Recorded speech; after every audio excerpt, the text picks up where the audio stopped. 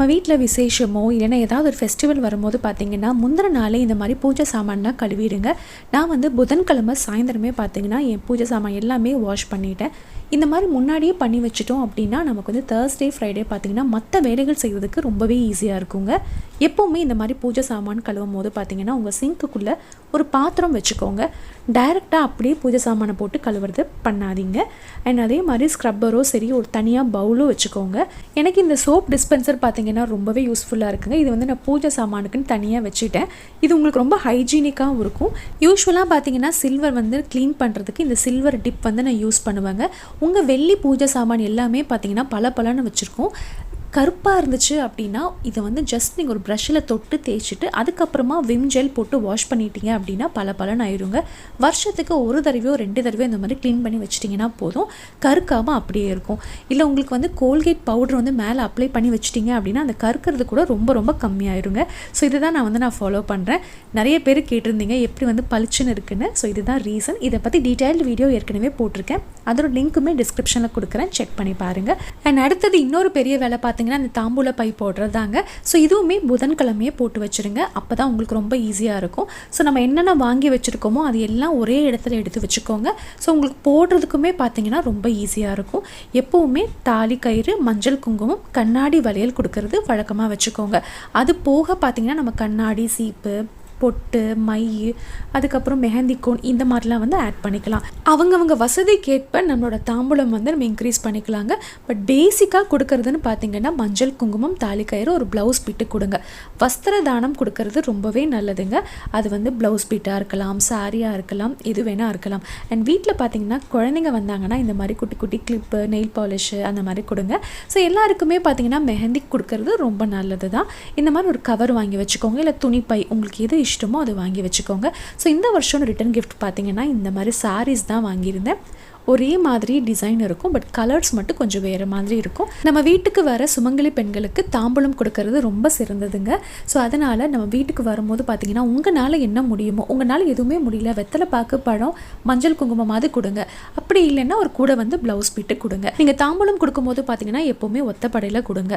அதாவது 7, 9 அந்த மாதிரி கொடுங்க. நான் இந்த தடவை பார்த்தீங்கன்னா 37 பேர் இன்வைட் பண்ணியிருந்தேன். ஸோ எல்லாருமே வந்திருந்தாங்க. கூட 2-3 பேர் எக்ஸ்ட்ரா வந்ததுனால எனக்கு தாம்பூலம் வந்து பத்தாமல் கூட போயிடுச்சுங்க. அண்ட் புதன்கிழமை நைட்டு பார்த்தீங்கன்னா பேக் ட்ராப் வந்து போட்டுட்டேன். ஸோ இந்த தடவை பார்த்தீங்கன்னா இந்த மாதிரி பேக் ட்ராப் தான். கீழே வந்து கொஞ்சம் பிளாங்காக இருந்துச்சுனால இந்த மாதிரி வாழை இலை பேக் ட்ராப் வந்து போட்டு ஃபில் பண்ணிவிட்டேன்.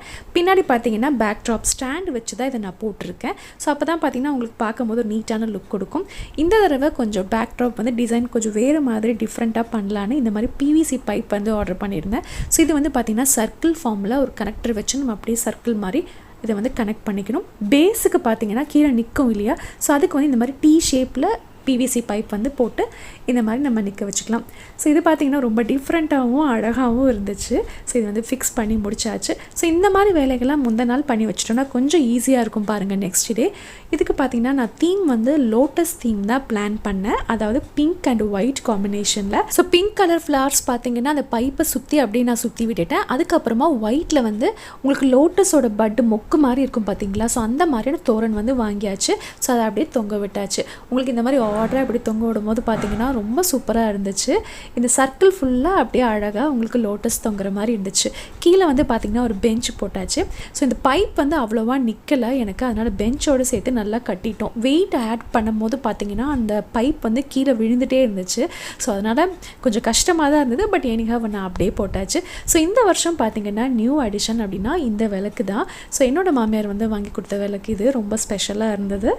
வர எல்லாருமே இந்த விளக்கு வந்து ரொம்ப அழகாக இருக்குன்னு சொன்னாங்க. இந்த விளக்கு வந்து திருநெல்வேலியில் வாங்கினது தாங்க. நல்லா வெயிட்டோட சூப்பராக இருந்துச்சு. ஸோ ஒரு கார்னரில் வந்து இதை வச்சுட்டேன்.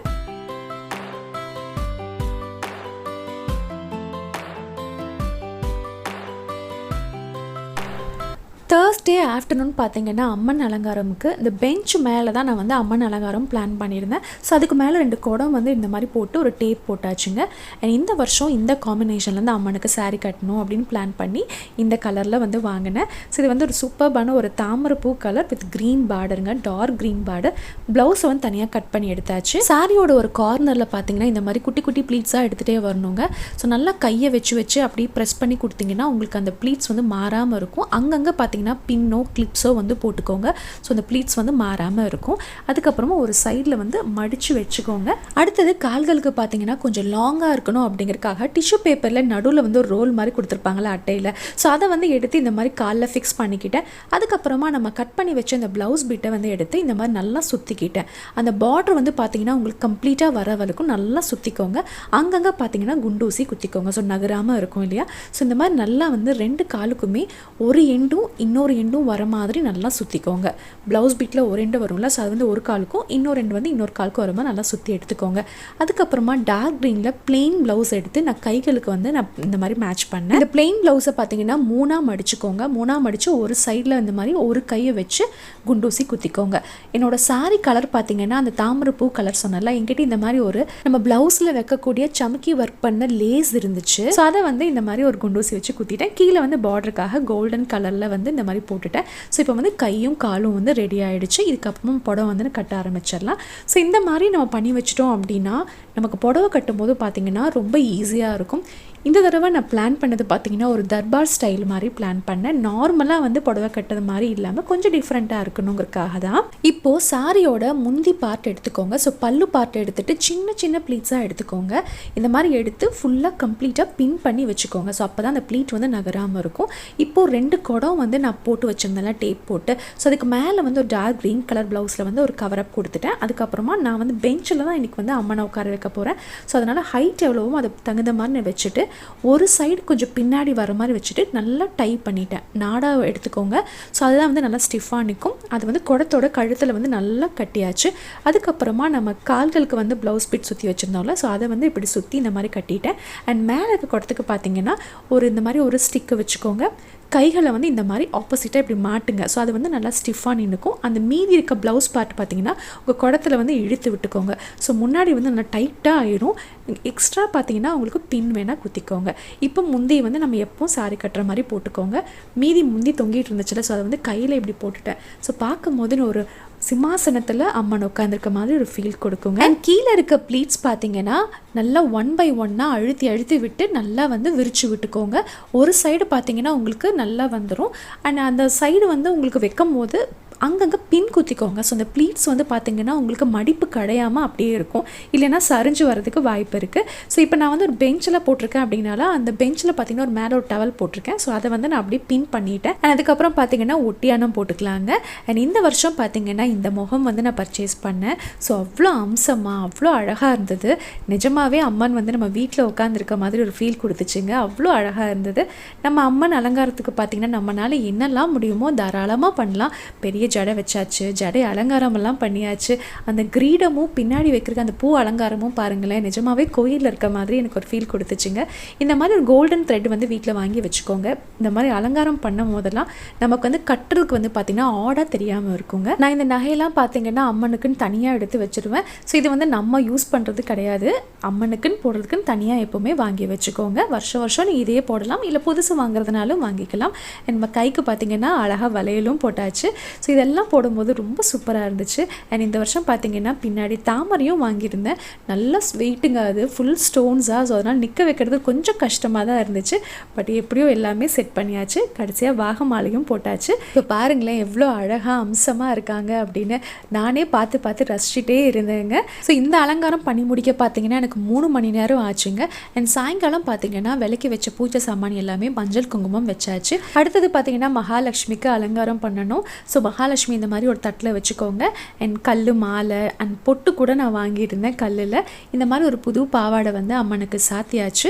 அதுக்கப்புறம் பார்த்திங்கன்னா நம்ம வாங்கி வச்ச மாலை பொட்டு எல்லாமே வச்சாச்சு. இப்போ பாருங்களேன் எவ்வளோ அழகாக அம்சமாக இருக்காங்க அப்படின்னு. இப்போ மகாலட்சுமியை மனையில் வந்து உட்கார வச்சாச்சு. ஸோ தேவையானது எல்லாமே பார்த்திங்கன்னா சாயங்காலமே ரெடி பண்ணி வச்சுக்கோங்க.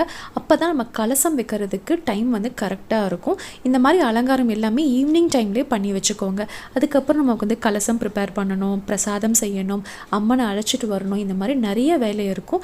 அப்பப்போ இந்த மாதிரி எல்லா வேலைகளும் வந்து செஞ்சுட்டே இருங்க. கண்டிப்பாக இது வந்து 3 நாள் ஃபெஸ்டிவல் அப்படிங்கிறதுனால நமக்குமே நிறைய வேலை இருக்கும். இந்த தட்டில் பார்த்தீங்கன்னா அம்மன் அழைப்புக்கு தேவையான ஐட்டம்ஸ்லாம் வந்து இதில் வைப்பேன். ஸோ அது எல்லாமே எடுத்து முன்னாடி எடுத்து வச்சுட்டேன். அப்போ தான் நமக்கு வந்து கலசம் வைக்கும்போது ரொம்ப ஈஸியாக இருக்கும். ஒரு தட்டில் இந்த மாதிரி நம்ம காசு வந்து வைக்கிறது ரொம்ப நல்லது. நான் வருஷம் இந்த மாதிரி தாங்க வைப்பேன். இதே பணம் தான் உள்ளே எடுத்து வச்சுட்டு திரும்ப வைப்பேன். அதாவது 20 ரூபா நோட்டு 10 ரூபா நோட்லாம் பார்த்தீங்கன்னா 13 வருஷமாக வச்சிட்ருக்கேன். கூட வந்து இந்த வருஷம் 500 ரூபா நோட்டு வந்து ஆட் பண்ணியிருக்கேன். என் புதுசாக வாங்கின இந்த கம்மலும் இந்த காயினுமே வந்து வச்சு அம்மன் பாதத்துக்கிட்ட வச்சுருக்கேங்க. அண்ட் இந்த குத்து விளக்கில் பார்த்தீங்கன்னா லோட்டஸ் பட், அதாவது லோட்டஸோட மொக்கு வந்து தொங்குற மாதிரி வாங்கியிருந்தேன். இந்த வருஷம் தீம் பார்த்தீங்கன்னா லோட்டஸ் தீம் இல்லை. ஸோ அதுக்கேற்ற மாதிரி இது ரெடிமேட்லேயே அப்படி விற்கிறாங்க. நம்ம குத்து விளக்கு போடும்போது ரொம்ப அழகாக இருந்துச்சு. இது வந்து பார்த்திங்கன்னா வாழைக்கண்ணு இருக்கு இல்லையா, ஸோ அதை வந்து குத்தி வைக்கிற ஸ்டாண்டு. இது முன்னாடி வந்து சிம்பிளாக ஒரு சின்னதாக ஒரு இரும்பில் வச்சுருப்பேன். ஸோ இந்த தடவை பார்த்திங்கன்னா கொஞ்சம் டிஃப்ரெண்ட்டாக இருக்கணும், இந்த மாதிரி வந்து பர்ச்சேஸ் பண்ணியிருந்தேன். க்ரீன் கலரில் வைக்கும் போது ரொம்ப சூப்பராக இருந்துச்சு. ஏன்னா வாழைக்கண்ணுமே பார்த்திங்கன்னா க்ரீன் தானே. ஸோ ரொம்ப மேலேருந்து கீழே வரைக்கும் ஒரே மாதிரி, கீழே மட்டும் டிசைன் இருக்க மாதிரி இருந்துச்சு. ஸோ தேர்ஸ்டே ஈவினிங் பார்த்திங்கன்னா கலசம் வைக்கிறதுக்கு டைம் வந்தாச்சு. ஸோ கலசம் வைக்கிறதுக்கு என்னெல்லாம் வேணுமோ அது எல்லாமே முன்னாடியே எடுத்து வச்சுக்கோங்க. காதோட கருகமணி, வெத்தலை பாக்கு, எலுமிச்சம்பழம், பூ, அதுக்கப்புறம் தேங்காய் வந்து மஞ்சள் தடவி எடுத்து வச்சுக்கோங்க. நீங்கள் போடக்கூடிய நாணயங்கள், அதாவது வெள்ளி காசு, தங்க காசு, அதுக்கப்புறம் நாணயம், தாலி, நீங்கள் மஞ்சள் கிழங்குல சாத்துறீங்க அப்படின்னா அது கூட இந்த மாதிரி எடுத்து ரெடியாக வச்சுக்கோங்க. அதுக்கப்புறம் நீங்கள் தங்கம் போடணும் இல்லையா, ஸோ தங்கம், நான் வந்து வெள்ளி மாலையும் போடுவேன், அதுவும் எடுத்து வச்சுருக்கேன். அதுக்கப்புறம் கிராம்பு, ஏலக்காய், பச்சை கற்பூரம், இந்த மாதிரி மங்களகரமான பொருளும் போடுங்க. பூ கண்டிப்பாக எடுத்து வச்சுக்கோங்க. ஏதாவது ஒரு வஸ்திரம் சாத்துறது ரொம்ப நல்லது, அதனால் பாவாடியோ இந்த மாதிரி வாங்கி வச்சுக்கோங்க. ஒரு தட்டில் இந்த மாதிரி அரிசி கொட்டிக்கோங்க. நீங்கள் வந்து வெள்ளியோ இல்லைனா வந்து பித்தளையோ மட்டுமே எடுங்க, சில்வரில் வைக்காதீங்க. சொம்பில் பார்த்தீங்கன்னா அதுலேயுமே அரிசி வந்து போட்டுக்கோங்க. சிலர் வீட்டில் வந்து தண்ணி வைப்பாங்க, நான் எப்போவுமே அரிசி தாங்க வைப்பேன். முதல்ல மஞ்சள் குங்குமம் சேர்த்திக்கோங்க. அதுக்கப்புறம் வெத்தலை பாக்கு, எலுமிச்சம்பழம், பூ உள்ளே சேர்த்திக்கோங்க. மங்களகரமான பொருள் பார்த்தீங்கன்னா இந்த 3 உள்ளே ஆட் பண்ணிக்கோங்க. காசு, உங்களோட நாணயங்கள் வந்து உள்ளே போட்டுக்கோங்க. காதோட கருகுமணி, இது எல்லாமே உள்ளே வந்து சேர்த்துக்கோங்க. அடுத்தது மாவிலை எடுத்துக்கோங்க. சொத்தை இல்லாமல் நல்ல மாவிலையாக எடுத்துக்கோங்க. ஒத்தப்படையில் மாவிலை வைங்க. 5, 7, 9 இந்த மாதிரி மாவிலை வந்து வச்சுக்கோங்க. ஸோ மாவிலை வச்சுட்டு அதுக்கப்புறமா நல்ல மஞ்சள் தடவினா தேங்காய், அதில் வந்து எப்போவுமே திலகம் வச்சு வைங்க, அதாவது குங்குமம் வச்சு வைங்க. ஒரு சில வீடுகளில் பார்த்தீங்கன்னா கலசத்தில் முகம் வைக்க மாட்டாங்க, ஒரு சில வீடுகளில் முகம் வைப்பாங்க. நான் இந்த மாதிரி முகம் வச்சுதாங்க நான் படைப்பேன். ஸோ முகம் வச்சாச்சு. அதுக்கப்புறமா வெள்ளி மாலை வந்து சேர்த்தாச்சு. தங்கம் ஏதாவது போடுங்க. நீங்கள் போடக்கூடிய தங்கமாக இருந்துச்சு அப்படின்னா பாலில் நினச்சிட்டு போடுங்க. தாலி சாத்திடுங்க. தாலி வந்து இந்த மாதிரி தங்கத்துலேயும் போடலாம். மஞ்சள் கிழங்குல போடுறது இன்னுமே சிறப்பாக இருக்குங்க. வஸ்திரம் சாத்துறது இன்னுமே சிறப்பு. அதுக்கப்புறமா மல்லிகைப்பூ, அம்மனுக்கு பிடிச்ச மல்லிகைப்பூ வச்சாச்சு. அதுக்கப்புறம் பஞ்சு மாலை சாத்துங்க, அது வந்து இன்னும் சிறப்பாக இருக்கும். இப்போ கலசம் வந்து ரெடி பண்ணியாச்சு. நீங்கள் வந்து கலசம் ரெடி பண்ணிட்டு வாசலில் வச்சு அம்மனை வந்து வீட்டுக்கு அழைச்சிட்டு வரணும். ஸோ அம்மனை அழைக்கும் போது பார்த்தீங்கன்னா ஏதாவது ஒரு நைவேத்தியம் பண்ணுங்கள். நான் வந்து பால் பாயசம் பண்ணியிருந்தேன். ஸோ எல்லாமே ரெடி பண்ணியாச்சு. இப்போ வாசலில் அம்மனை வச்சாச்சு. ஸோ அம்மனை அழைக்கும் போது பார்த்தீங்கன்னா ஒரு புடவை, ஒரு ப்ளவுஸ், வெத்தலை பாக்கு, பழம், பூ, மஞ்சள் குங்குமம், வளையல், மஞ்சள் கிழங்கு, இந்த மாதிரிலாம் வச்சு அம்மனை அழைக்கணுங்க. உங்களால் முடிஞ்ச நைவேத்தியம் பண்ணுங்கள். அம்மனுக்கு வந்து பொட்டு வச்சு தீப தூபாரதனை காட்டி அதுக்கப்புறமா அம்மனை வந்து உள்ளே எடுத்துகிட்டு வாங்க. ஸோ இந்த மாதிரி தான் நான் வந்து அம்மனை அழைச்சிட்டு வந்தேன். நீ வீட்டில் யாராவது பெரியவங்க இருந்தாங்கன்னா அவங்கள கூட நீங்கள் கூப்பிட்டுக்கலாம். அம்மனை அழைக்கும் போது எங்கே நீங்கள் கலசம் வைக்கணும் பிளான் பண்ணியிருக்கீங்களோ அந்த இடத்துல கலசம் வச்சுடுங்க. அப்புறமா மகாலட்சுமிக்கு பார்த்தீங்கன்னா நீங்கள் பூஜை செய்ய ஸ்டார்ட் பண்ணலாம். 108 மகாலட்சுமி போற்றின்னு சொல்லலாம், கனகதர ஸ்தோத்திரம் சொல்லலாம். எதெல்லாம் உங்களால் சொல்ல முடியுமோ நீங்கள் எல்லாம் சொல்லி உங்கள் பூஜையை கம்ப்ளீட் பண்ணுங்கள். ஸோ எங்கள் வீட்டில் குட்டீஸ்க்கு பார்த்தீங்கன்னா வேலை கொடுத்துருந்தேன். நான் பூஜை செய்யும் போது இந்த மாதிரி நீங்கள் வெத்தலை பாக்கு, பழம்லாம் எடுத்து வச்சுருங்க தாம்பூலம் அப்படின்னு சொல்லியிருந்தேன். ஸோ அவங்களும் அழகாக இந்த மாதிரி இந்த உருளி கூட அவங்க தாங்க டெக்கரேட் பண்ணாங்க. ஸோ இந்த மாதிரி ஏதாவது ஒரு குட்டி குட்டியாக ஒரு வேலை கொடுத்து அவங்களுமே என்கேஜ் பண்ண வைக்கலாம். ஸோ பசங்களுக்கும் பார்த்தீங்கன்னா பூஜைனா என்ன, ஸோ என்னெல்லாம் பண்ணணும் அப்படின்னு அவங்களுக்குமே கற்றுக்குவாங்க இல்லையா. ஸோ இது ஒரு சான்ஸாக கொடுங்க. ஸோ இந்த மாதிரி குட்டி குட்டி வேலைகள் கொடுக்கும்போது பார்த்தீங்கன்னா அவங்களுமே இன்ட்ரெஸ்ட்டாக செய்வாங்க. ஸோ நமக்குமே வேலை குறையும் பாருங்கள். வெள்ளிக்கிழமை காலையில் நல்லபடியாக நான் பூஜை எல்லாமே முடிச்சாச்சு. ஸோ மனசுக்கு ரொம்ப நிறைவாக இருந்துச்சுங்க. அதுக்கப்புறம் மத்தியானம் பார்த்தீங்கன்னா பிரசாதம் செய்கிறதுக்கே நேரம் கரெக்டாக இருந்தது. 37 பேர் இன்வைட் பண்ணியிருந்தேன். ஸோ பிரசாதம் பார்த்தீங்கன்னா புளியோதரை, பொங்கல், அதுக்கப்புறம் சுண்டல் பண்ணியிருந்தேன். ஸோ எல்லாமே பாக்ஸ் பண்ணி வச்சாச்சுங்க. ஸோ கொடுக்கும்போது ரொம்ப ஈஸியாக இருக்கும். ஸோ அன்றைக்கி வரலட்சுமி நோம்பு பார்த்தீங்கன்னா நான் இந்த சாரீ தான் வந்து கட்டியிருந்தேன். ஸோ இது வந்து கோயம்புத்தூர் ஸ்ரீதேவியில் எடுத்தது. இன்னும் வீடு கிரகப்பிரவேசத்துக்கு இந்த சாரீ வந்து எடுத்தது. ஸோ அதுக்கு ப்ளவுஸ் பார்த்தீங்கன்னா இந்த மாதிரி தான் டிசைன் பண்ணியிருந்தோம். பேக் நெக் பார்த்தீங்கன்னா கவர் பண்ணுற மாதிரி நெட்டு கொடுத்தாச்சு. ஸோ சாரியோட கலர் வந்து டார்க் பீச் அப்படிங்கிறதுனால உங்களுக்கு உங்களுக்கு வந்து அங்கங்கே இந்த மாதிரி ஃப்ளாரலில் வந்து டார்க் பீச் கலர் கொடுத்துருந்தாங்க. ஸோ அந்த நெட்டுமே பார்த்திங்கன்னா நல்லா இருந்துச்சு, நல்லா குவாலிட்டியாக தான் இருந்துச்சு. ஹேண்ட்ஸில் வந்து இந்த மாதிரி கொடுக்க சொல்லியிருந்தேன். ஸோ பார்டர் வேண்டாம், அதுக்கு பதிலாக எனக்கு இந்த மாதிரி அந்த ஒர்க்லேயே வந்து கொடுக்க மாதிரி சொல்லியிருந்தேன். ஃப்ரைடே ஈவினிங் பார்த்திங்கன்னா 6:30க்கு தாம்பூலம் வாங்க வர சொல்லியிருந்தேன். நானுமே ரெடி ஆகிட்டேங்க. ஸோ வீட்டுக்கு பார்த்திங்கன்னா நிறைய குட்டீஸ் வந்திருந்தாங்க. ஸோ எல்லாம் அழகாக ட்ரெஸ் பண்ணிவிட்டு சூப்பராக வந்திருந்தாங்க. ஒருத்தராக 6:30க்கு மேலே பார்த்திங்கன்னா வர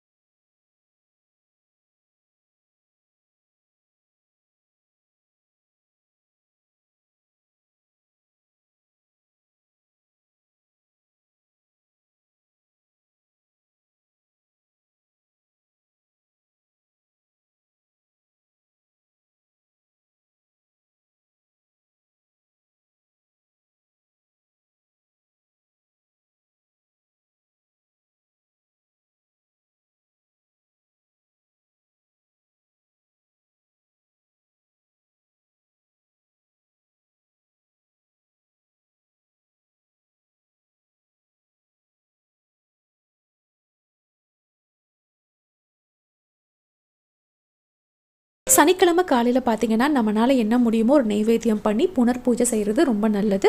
அதுக்கப்புறமா கலசத்தை வந்து நம்ம அரிசி பானையில் இறக்கிடணும். அம்மன் எப்போவுமே நம்ம வீட்லேயே தங்கணும் அப்படின்னு சொல்லி நம்ம வந்து அரிசி பானையில் கலசத்தை இறக்கிடணுங்க. ஸோ இதை பற்றி டீட்டெயிலாக பார்த்திங்கன்னா நிறைய வீடியோவில் சொல்லியிருக்கேன். அந்த லிங்க்ஸ் எல்லாமே டிஸ்கிரிப்ஷனில் கொடுக்குறேன், செக் பண்ணி பாருங்கள். ஸோ இந்த அம்மன் அலங்காரம் உங்களுக்கு பிடிச்சிருக்கும்னு நினைக்கிறேன். அண்ட் இந்த வீடியோ உங்களுக்கு பிடிச்சிருந்துச்சுன்னா ஒரு பிக் தம்ஸ் அப் கொடுங்க. மறக்காமல் உங்கள் ஃபீட்பேக்கை கமெண்ட் செக்ஷனில் சொல்லுங்கள். மீண்டும் ஒரு இன்ட்ரெஸ்டிங்கான வீடியோவில் உங்கள் எல்லாரையும் சந்திக்கிறேன். அது வரைக்கும் பாய்.